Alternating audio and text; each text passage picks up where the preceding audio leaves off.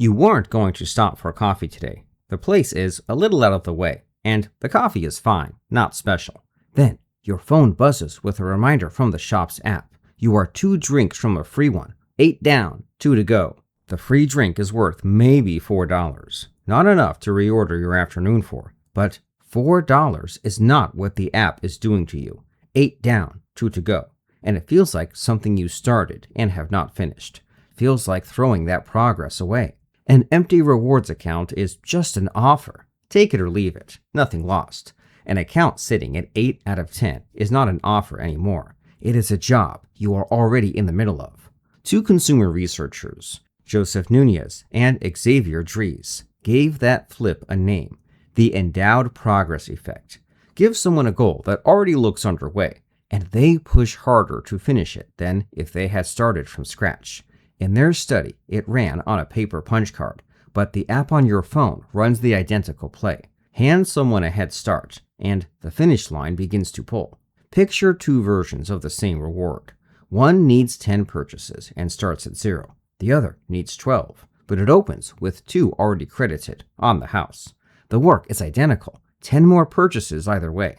In a reward program study by Ran Kivitz and his colleagues, the one that looked like it had a head start was the one people finished faster. And the head start does not even have to be real to work. Kivitz's team called that illusionary progress, a lead you did not earn, handed to you, working on you anyway. The app also makes the progress impossible to forget. A punch card sat in your wallet until you happen to remember it. The number on your phone ticks up in real time, and it is a strange in-between thing, a balance you cannot pay rent with. One some programs zero out if you go quiet too long, and yet it sits there, feeling like yours. Walk away, and the progress you built is just gone. So, the reward stops being the point. You stop guarding $4 and start guarding a number you have been building, and an unfinished number is an easy thing to feel like you are wasting. None of this needed a phone. Back in the 60s, a lot of American kitchens had a drawer full of stamps, not postage, trading stamps. You shopped. The cashier peeled off a strip of S&H green stamps, and you licked them into little books at the kitchen table.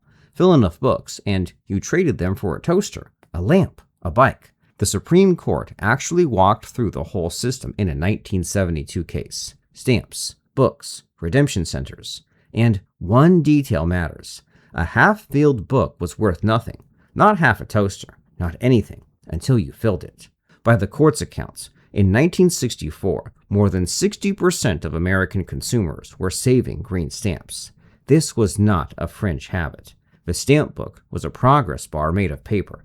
The app did not invent that machine. It just slid the same machine into your pocket. And, in your pocket, the finish line follows you.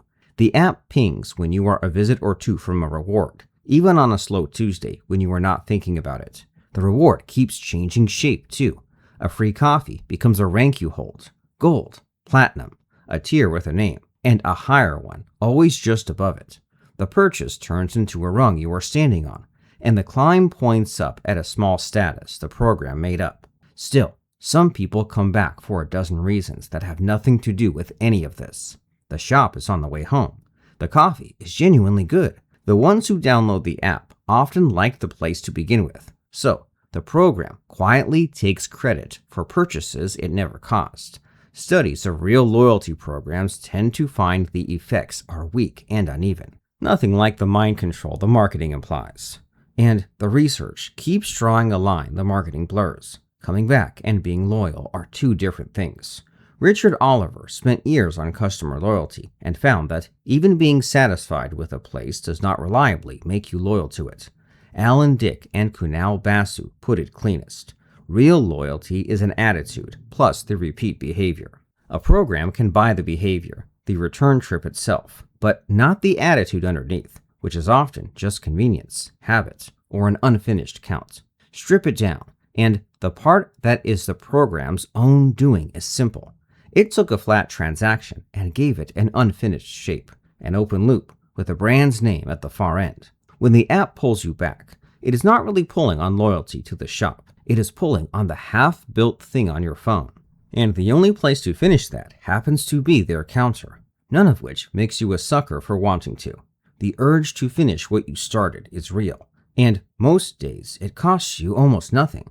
It is just worth seeing whose name is waiting at the finish line and who handed you the head start.